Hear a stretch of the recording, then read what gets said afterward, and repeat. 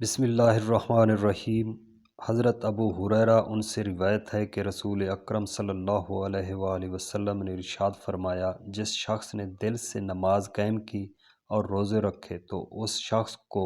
ضرور اللہ تعالیٰ اسے جنت میں بلکہ جنت الفردوس میں جگہ عطا فرمائے گا۔ اللہ کے راستہ میں ہجرت کرے یا اس زمین میں قیام کیے رکھے جہاں پیدا ہوا ہے۔ صحابہ نے عرض کیا، یا رسول اللہ صلی اللہ علیہ وآلہ وسلم، کیا ہم اس خوشخبری کو لوگوں میں سنا دیں؟ حضرت صلی اللہ علیہ وآلہ وسلم نے فرمایا کہ بلا شبہ جنت میں 100 درجے ہیں جو اللہ نے فی سبیل اللہ جہاد کرنے والوں کے لیے تیار فرمائے ہیں۔ ہر 2 درجوں کے درمیان اس قدر فاصلہ ہے جتنا کہ آسمان زمین کے درمیان ہے۔ بس جب تم اللہ سے سوال کرو تو جنت فردوس کا سوال کرو، کیونکہ وہ جنت کا سب سے بہترین اور بلند درجہ ہے اور اس کے اوپر رحمان کا عرش ہے اور اس سے جنت کی 4 نہریں پھوٹتی ہیں۔ صاحب فتح الباری لکھتے ہیں کہ اس حدیث سے معلوم ہوا کہ جنت میں 100 درجات فی سبیل اللہ جہاد کرنے والوں کے لیے ہیں، لیکن اس میں اس کی نفی نہیں ہے کہ غیر مجاہدین کے لیے ان 100 درجات کے علاوہ دوسرے درجات ہیں جو مجاہدین کے درجات سے ادنا ہوں۔ اس حدیث کو بخاری نے کتاب التوحید میں بھی ذکر کیا ہے۔ وہاں جو فرمایا ہے اس کا طرز بیان یہ نہیں کہ جنت کے درجات 100 ہیں، کیونکہ 100 درجات کے ذکر سے 100 سے زیادہ کی نفی نہیں ہوتی ہے، اور اس کی تائید اس حدیث سے ہوتی ہے جس کی روایت ابو داؤد نے کی ہے کہ قرآن والے سے قیامت کے روز کہا جائے گا کہ پڑھتا جا اور چڑھتا جا، اور اس طرح ترتیل کے ساتھ تلاوت کرتا جا جس طرح دنیا میں ترتیل کے ساتھ تیری منزل وہی ہے جہاں تو آخری آیت پڑھ کر ختم کر لے گا۔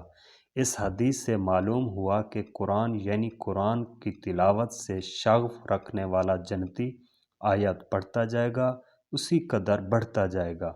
اور اوپر بالا خانے ہیں جو بنے بنائے تیار ہیں، ان کے نیچے نہریں جاری ہیں۔ حضرت ابو سعید خدری سے روایت ہے کہ حضور اقدس صلی اللہ علیہ وآلہ وسلم نے ارشاد فرمایا کہ بلا شبہ اہل جنت اپنے اوپر بالا خانے والوں کو اس طرح دیکھیں گے جیسے تم اس روشن ستارہ کو دیکھتے ہو جو آسمان کے مشرقی یا مغربی کنارے پر باقی رہ جاتا ہے، اور یہ منزلوں کا فرق ان کے باہمی فرق مراتب کی وجہ سے ہوگا کہ بلند مرتبہ والے حضرات ایسے بلند بالا خانوں میں ہوں گے کہ عام اہل جنت کو بہت دور ہی پر نظر آنے والے ستارے کی طرح نظر آئیں گے۔ صحابہ نے عرض کیا، یا رسول اللہ صلی اللہ علیہ وآلہ وسلم، یہ تو انبیاء کرام علیہ السلام کے مقامات ہوں گے جہاں ان کے علاوہ کوئی نہ پہنچ سکے گا۔ حضرت صلی اللہ علیہ وآلہ وسلم نے فرمایا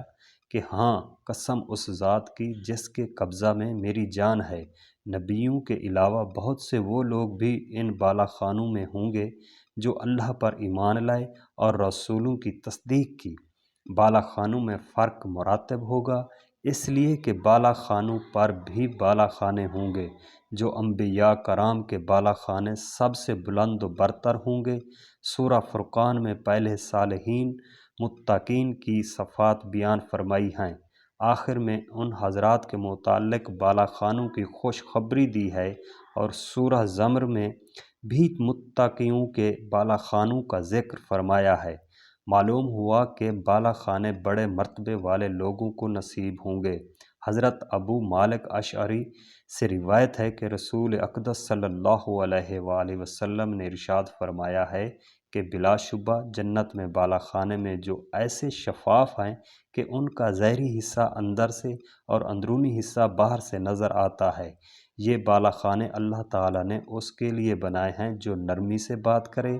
مہمانوں ضرورت مندوں کو کھانا کھلائے اور روزے رکھتا ہو، اور رات کو تہجد نماز پڑھے، اس کا بالا خانہ جنت الفردوس میں سب سے اوپر ہوگا۔ یہ ہے روزے کا انعام۔